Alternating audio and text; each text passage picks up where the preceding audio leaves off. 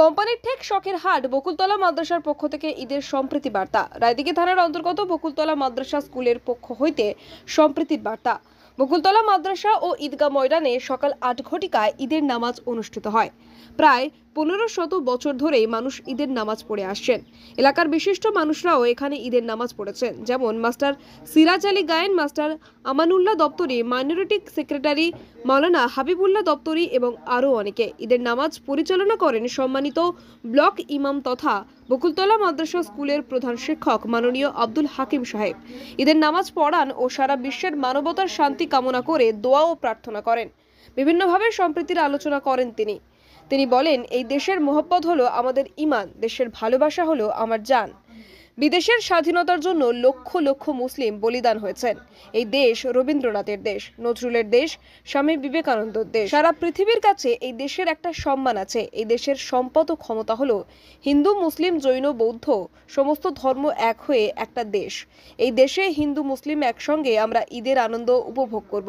এটাই আমাদের কালচার, এটাই আমাদের সংস্কৃতি। রাজ্য তথা দেশবাসীকে সম্প্রীতির ও ঈদের শুভেচ্ছা বার্তা জানান এবং মাদ্রাসা স্কুলের ছাত্রছাত্রীদের সঙ্গে নিয়ে এলাকাবাসী তথা হিন্দু, মুসলিম, খ্রিস্টান, জৈন, বৌদ্ধ রাস্তায় যত মানুষ চলাচল করেছেন তাদের সবাইকে ঈদের শুভেচ্ছা ও সিমুই ঠান্ডা পানীয় জল শরবতের ব্যবস্থা করেন। ছাত্রদের এই ঈদের সম্প্রীতির কর্মযজ্ঞে এলাকার মানুষজন ভীষণভাবে খুশি হলেন।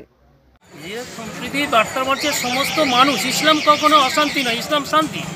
ইসলামের কথা হচ্ছে সব মানুষকে সমানভাবে দেখা, সব ধর্মকে শ্রদ্ধা করা, হ্যাঁ, একে অপরের প্রতি হচ্ছে তোমার ভালোবাসা জানানো, আনন্দের জানানো, খুশি থাকার বার্তা দেয়া।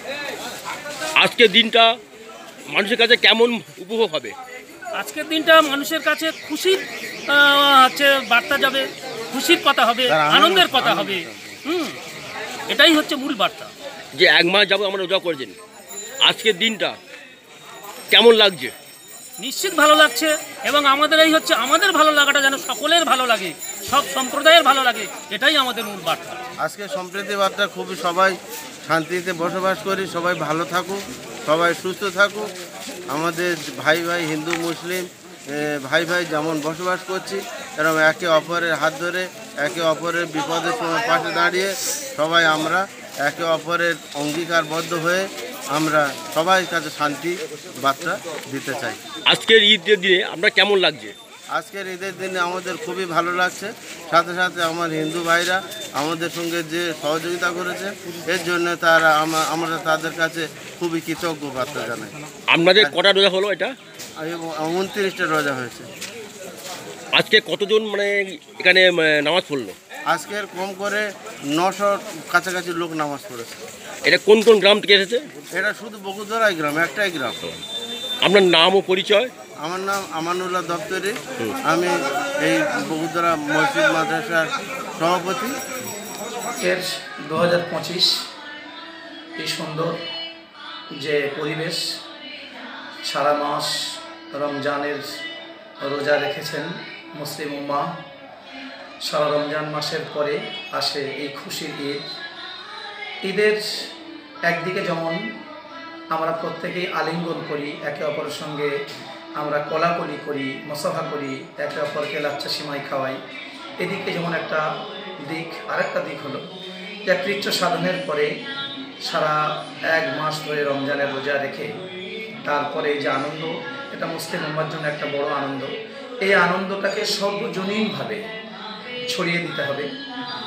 আমাদের এই আনন্দটাকে ছড়ানোর জন্য আমার মাদ্রাসা স্কুলে যত স্টুডেন্ট ছিল আমার বকুলতলা গ্রামের ছেলেদের তরফ থেকে আমরা সম্প্রীতির কয়েকটা নজির করেছি, কিংবা আমাদের ছেলেরা তৈরি করেছে। আপনারা জানেন আমাদের এলাকাতে হিন্দু মুসলমান আমরা বাস করি।